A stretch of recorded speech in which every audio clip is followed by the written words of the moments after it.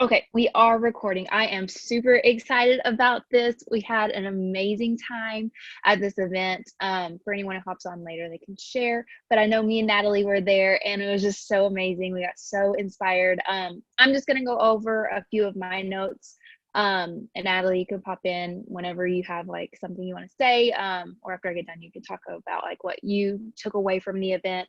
But there were several other people who spoke besides Tony Robbins. He closed it out. He was amazing. But there were a few other people that I got some little notes and tidbits from. But basically, all all change starts with being honest. Like, where are you in your life right now? So this is something, it can be like a slap in the face sometimes, but where are you right now in your life? Like, be truly honest, really honest with yourself. Where are you in your life? And the like, you need to be honest and get more uncomfortable so you have more motivation to grow. Like, there's no growth when you're comfortable in your life. So learn to get uncomfortable. Like, this in itself is very uncomfortable for me. I hate doing like videos or Zooms and stuff. But in order to grow, you have to be uncomfortable. Where do you want to go? Not where do you want, or not what you don't want. What do you want? So that was a little confusing. So focusing on what you want, not what you don't want. So when people ask you, I'm trying to think of an example. Basically, this is something that is very common in my life. Somebody asked me, well, what do you want to eat? I know exactly what I don't want to eat. I can tell you exactly what I don't want to eat, but I don't know what I want to eat.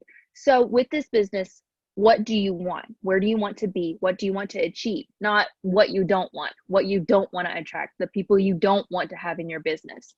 So when someone asks you what you want, do you really know exactly what you want? If not, you need to get crystal clear, because in order to have that, you have to know what you want. You have to have a roadmap. You don't go on an adventure. Usually, I mean, I know some people do, but you don't go on an adventure not knowing where you're going. You have to have a roadmap from point A to point B. There may be some little sidetracks, road, like detours, road construction and things from point A to point B. You still know where you're going, point A to point B. Okay, so like I said, if you don't know where you're going, like, how do you know where you're going to end up? Also, this is something that I wrote down and I thought it was really important. I'm never going backwards. So how many of you all, like, this is just something that hit home with me. Like, how many have you hit a promotion or hit a rank or a goal, and then you kind of slumped back? You lost rank. You lost motivation. You kind of went backwards. Like, I know I have several times. I will be the first to admit it's happened several times. But that doesn't mean you have to stay there.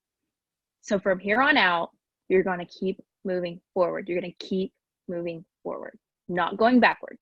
You're not, like, your past is your past. Don't look back, because it's there for a reason. You got to keep going. You're not going backwards.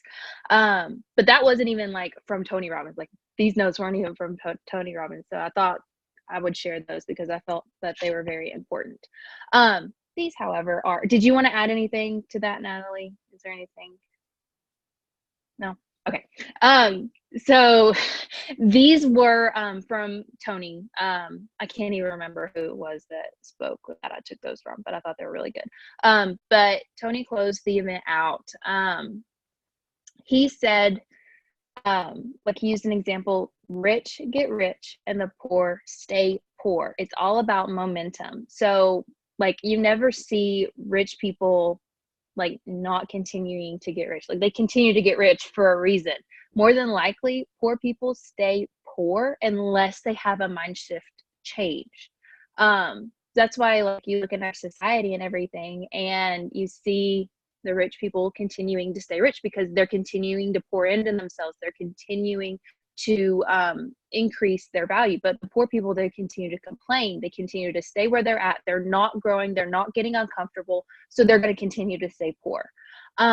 Energy comes from emotion. You can't experience God's gifts if you don't use them. So God gives you gifts, and like, he's not going to bless your life if you're not going to take what he has given you and run with it. If you're not going to use what he's given you, then he's not going to give you more than what you have now. Is there anything you want to add so far? Don't make me cry. Oh man, Taylor, I swear, you guys, the biggest question that I got asked when we first got to the event was, why are there not more people here? Okay. Let me close this door real quick. Hang on. My cat was meowing to get in, so I had to open it. Okay, so the biggest thing I got asked was like, why are there all these empty seats? Like, where are all the people? You guys, growing's not comfortable, okay? It's not fun to get called out on your shit, basically, and said, like, you need to do more. And they were in our face at this event. Like, I think a little bit more so than the other event, because I've seen Tony Robbins twice now. For those of you that don't know me, Natalie, Nicole Sahutska, Taylor Sideline, I know she has her team on here as well. I've seen Tony Robbins twice now, in Orlando last year, and then again in Atlanta this year. And a lot of it was similar content, so I really wanted Taylor to share her perspective from it. But the biggest thing that, like, you know, it's not easy to grow. Like, people don't want to get uncomfortable in a sense of going to these events, getting told that you need to do more, that you need to be better, that you need to do different. Like, it's very easy to stay complacent and stay in the same. And I've been going through this firsthand in recent. Like, when you are ready to grow and when you ask for breakthrough, you're going to get it. And it ain't going to be easy. It ain't going to be in ways probably that you thought it was going to come, but you know what? It's happening for a reason. And something that I also wrote down, kind of what Taylor, you know, started with, is this was something that really spoke to me, was that who you surround yourself with is who you become. I want you guys right now to write down a list of the 5 people that you hang out with, that you talk to every day, that are in your circle, that are in your contacts, like your recent, you know, messages, your recent phone calls. Who are those 5 people? Do you want to become those 5 people? If the answer is no, then it's time to get a new 5 people. And it doesn't matter if it's physically people. Like, it can be Tony Robbins that you're listening to every day with these little fancy headphones they make now that people don't even know that you're listening to, or the AirPods. Like, you can have Jim Rome playing in your head all day long. It's up to you to decide what you're listening to. There's a reason why I haven't had the news or like the cable on for so many years, because I don't want to hear the garbage. Like, they had it on the plane and it was about someone being like stabbed and then running it from Canada to America. Like, I don't care about that. That's not helping me grow. So point is, you are responsible and you can influence and choose who you are, you know, surrounded by. None of the levels of mastery is possible without energy. He did a deep segment, I feel like, on energy that I don't think he did in the first time, which I really liked, because so many times, like, we think energy is like a bad thing. Like, too much energy is like just too intense. Like, no, it's energy. Everything is energy. Like, who you are surrounded by, what you do. Just like she said, depressed people get more depressed, rich people get richer, happy people get happier, angry people get more angrier. Like, you have to figure out what type of person you want to be.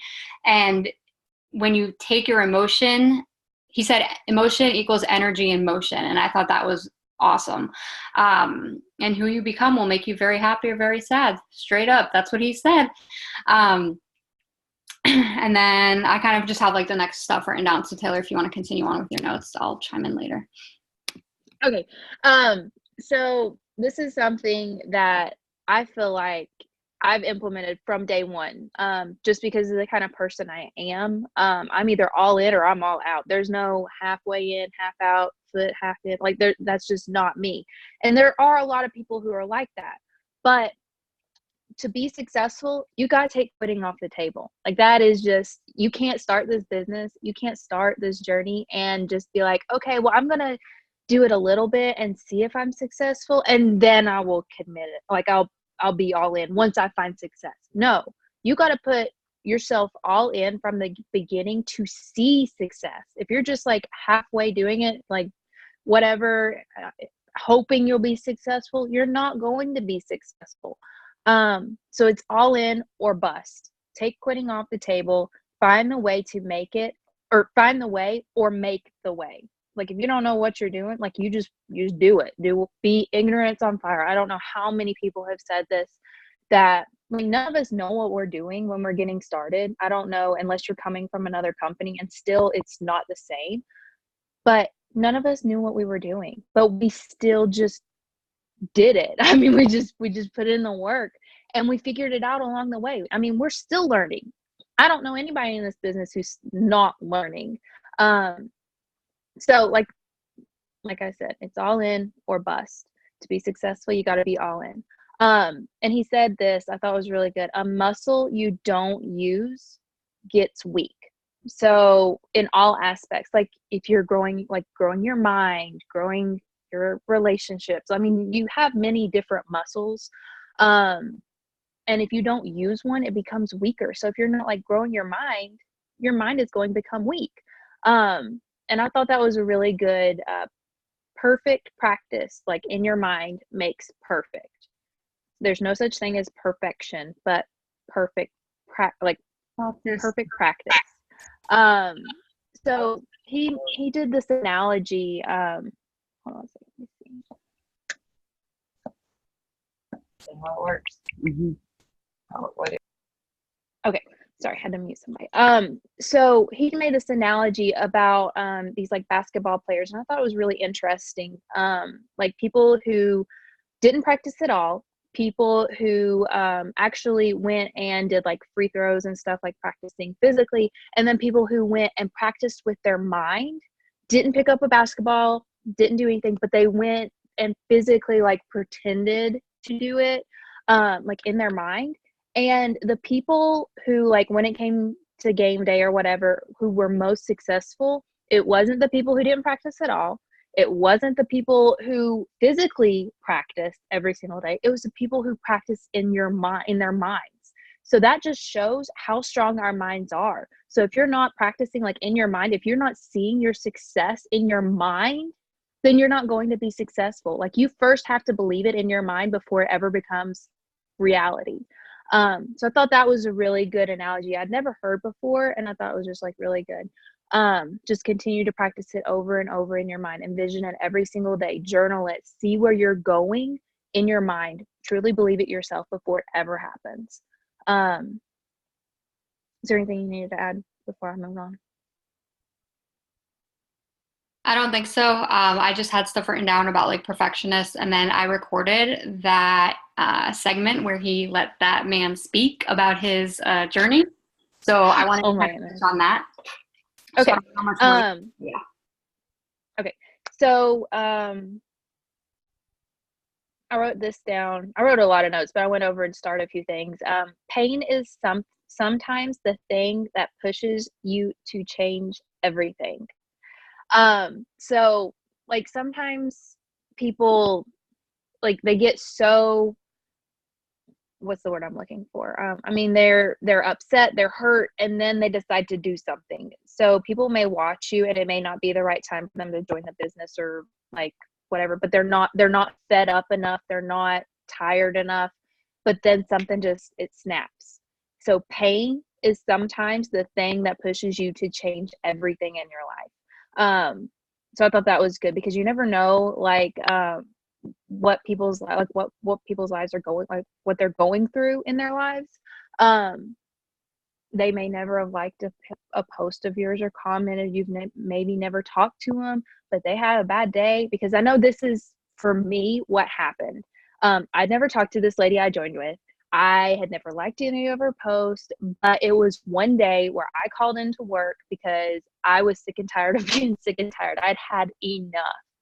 And it was one day I had this gut feeling, and I knew it's God, saying, okay, this is the path I am giving you to your future, because I wanted to be a stay-at-home mom, but I never knew how that was going to happen, because I mean, we didn't have enough money to be able to do that. And I was tired. I was in pain because of my job.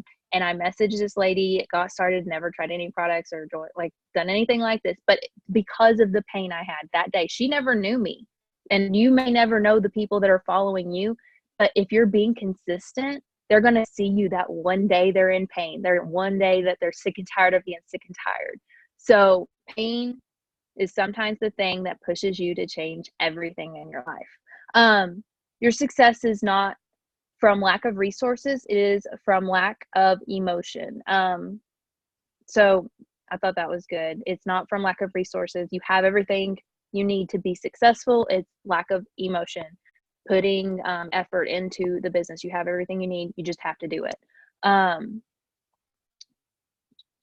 Like I said before, you're not supposed to always be happy-go-lucky. You're supposed to grow. And growing is not always happy-go-lucky, rainbows and butterflies. Like, it's just not. You got to get uncomfortable to grow in your life. So I thought that was good. Great leaders don't follow a culture, they create one. I thought that was a really good quote that he said. Like we are something different. We've all created a different culture. Like everybody knows it works. It's a different culture than everybody else. They don't, like, great leaders don't follow a culture. They create one. We've created a great culture. And then he did Can I stop you real quick right there? Yeah. Oh, think of if you are on here, I think you know who I'm gonna say. If you know Ashley Mayfield, what does she preach? Her culture, her tribe.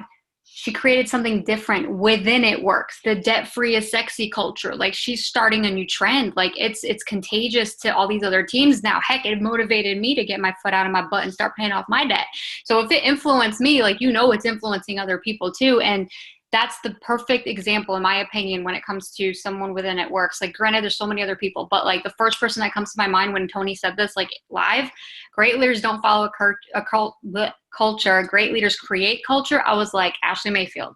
She talks about her culture all the time. And you know what? Maybe we need to start talking about our own culture, right? Because if we're looking up to her, like, what are we doing to do that too? So that really stuck something out to me. It was like, dang, like, that's why she is promoting so fast in the ranks, is because she created a culture that works for her and her team and her tribe. Yeah, that is 100%. I do agree with that. Going off of that, for everybody, like, figuring out, like, what kind of culture we are creating, tips, ideas. What do you think about that, Natalie? Like, what would you feel like creating a culture? How would you distinguish that or do that? I mean, if we just, like, whoever was on the previous Zoom, it all stems from attraction marketing and who you are, because who you are is who you're going to attract into your team. Like, Taylor, you and I are on two different teams. You're on the mom tribe. I'm on the, I don't know, cat lady tribe. whole different types of tribes. You know what I mean? Like, it just depends on who you're attracting and who your team is. So I think that, you setting the standard is where it all comes from. It's like, you have to decide what you want and what you're going to go after, and then you're going to attract people that also want and go after the same thing. So I just think it's so different for everyone, and for, what you bring to the table and what you're going to attract based off of that. I agree. I also feel like you need to, like, they talked about the attraction marketing thing for the last Zoom, and they were talking about different characteristics. I feel like you do need, I don't know if it's necessarily need to pick 12 different characteristics or things you want to focus on, but at least 5, like the 5 pillars. I think that that's a good example of doing attraction marketing and things like that, focusing on 5 things that make you, qualities that make you the person that you are. And I feel like that would be a good example. And then he went into, just going back to the notes that I had, he talked about some questions, but this is just finishing that out. I don't know if you had anything to add before. Yeah, I don't know if you wrote about this, but this is something that I can relate to, because I try and be a perfectionist all the time. And he actually talked very negatively about being a perfectionist. He said that trying to be a perfectionist equals fear. Hang on, my cat's trying to, like, do some hoops over here. What are you doing? Oh, they're still not used to this new desk thing. Okay, go. Okay, so you're holding yourself back because you say you have to make it perfect. I was like, oh snap, are you talking to me or not? Like, that was just preaching to me, because I'm like, oh, like, I don't know what to post because it's not the perfect post. Oh, I don't know what picture to post because it's not the perfect picture. Like, oh, I don't know what to say because it's not going to be the perfect response, or I have to find the perfect script. Y'all, stop it. Cut that out. Perfect is the enemy of extraordinary. when he said that, I was like, okay, Tony, I hear you. Like, because like right now, like I don't have the perfect makeup on, but I don't care because I'm on the Zoom, like, cause we have to do the Zoom. So like, you just have to show up for what you are, be real, be authentic, and you're gonna go further because you're not trying to be perfect. So I mean, it goes hand in hand with attraction marketing, but I don't really want to go too much on that because, you know, I wanted this to be the notes, but the questions that he had written down, that's pretty much the last thing I had. Oh, and then there's also all the other stuff that we stayed for at the end.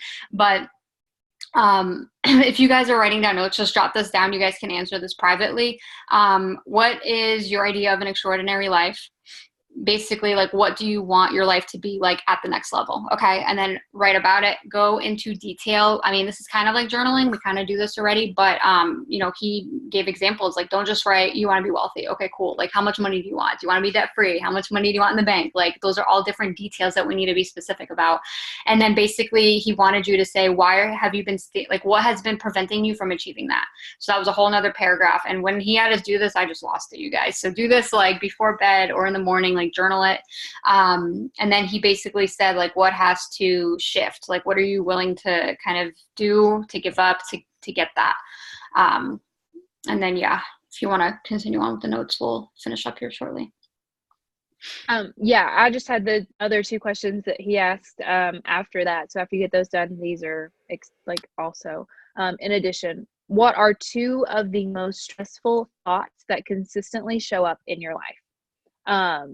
So you answer these after that, and then go into detail about that. And then the next one, the last one, is what triggers them. Being aware of what triggers them and making that shift to realizing that, and then going away from it so it doesn't like trigger them. But that's all I had. If you want to close with the video and other things that you had, that's all I had for this. Yeah. So sometimes he talks to people in the audience about kind of like what was going on with them. Like he asked some people if they wanted to share. We shared amongst each other. Well, we started to. And then things kind of got crazy. But I recorded this guy and his story, you guys. I don't know if he talks about it in the beginning, but basically, what was it, Taylor? He was married, he lost his wife, and he has 3 kids. But he still wants more. Like, he showed up to this event and he was sitting in the front. So that means he paid boohoo dollars to get there. And he wants. Yeah, he lost his wife like 2 months ago, like less than 2 months ago. I have chills. All right, let's see what he says. And then it's just crazy. So we'll close out on this. It's only, I think I recorded like 2 minutes or something. So it's not long. Think about it, just stepping across the hallway and walking into another. Can you hear that okay? But nobody ever talks about the hell in the hallway. Yes. What did it say? It said, if you're going through hell, endure, right? Because there is another side. No matter how dark it is, there's always another side. So, but what's the thought when it stresses you out? That's the empowering thought. So he's got the empowering thought. That's why I know he's going to be okay. He'll be more than okay. What's the stressful thought? Fear of the unknown. Yeah. What's the other thought you have? Is raising 3 kids and not being able to find a wife or not knowing what to do. So what's the thought? I don't know how. I don't know how. Yeah. Now, being a mother and a father. What's that? Being a mother and a father to your kids. How many out there are mothers without a father for your kids right now? How many fathers are out there without a mother, right? It's more often than not today. 60% of Americans now mixed families. It's crazy. It's very different than any time in human history. But his thoughts are unique. Usually when I ask these people to say something that's pretty universal, these are based on one unique event that you've not experienced. But how many of you have a thought in your list that's something like, what if I don't make it? What if my kids don't make it? What if we don't make a cash flow? How many got a thought that's related to your finance or your family or kids like that? And you know, when people say that's my thought, what I want you to realize it's not your thought. It's been around for thousands of years. So's his. But you won't relate to it because it's based on one event that fortunately you haven't had. Those thoughts are the ones getting in the way. Because when he goes, I don't know what to do, what if I don't know what to do, it just reinforces it. When you don't know what to do, that's when you know what to do.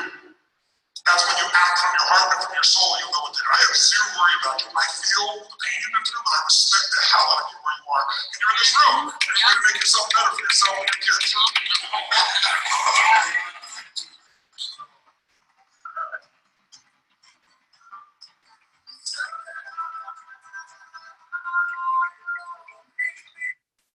Right. I guess that was it. But he just basically shared, like, he doesn't know how he's going to do everything. He wants to be a speaker and stand on stage next to Tony Robbins. And Tony Robbins says, dude, look, you're already standing next to me speaking with a mic in hand on stage. Like, he manifested that. Like, it's just so crazy. So hopefully this helped you guys. Does anyone have any questions? I think I seen one. What was the first question you said? I don't know if I took pictures of that part of the questions. I can read them verbatim. Let's see.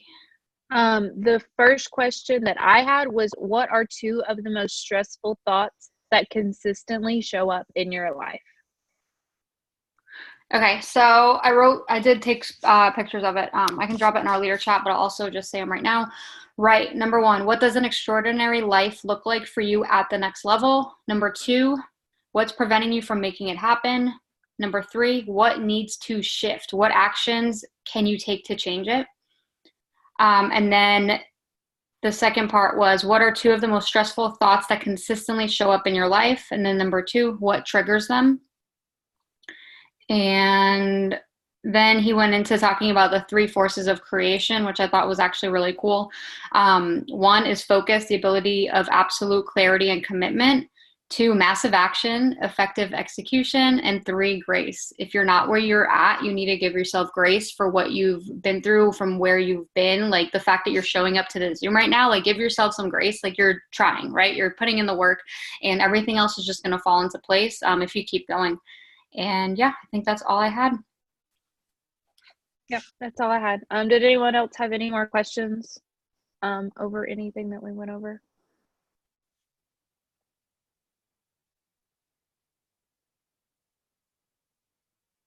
Nope. All right. Nope. Thank you, guys. Yes, thank you. I hope everyone has a wonderful evening. I will get the recording to Natalie ASAP. Awesome. Let's crush this month end. Bye, guys. Bye.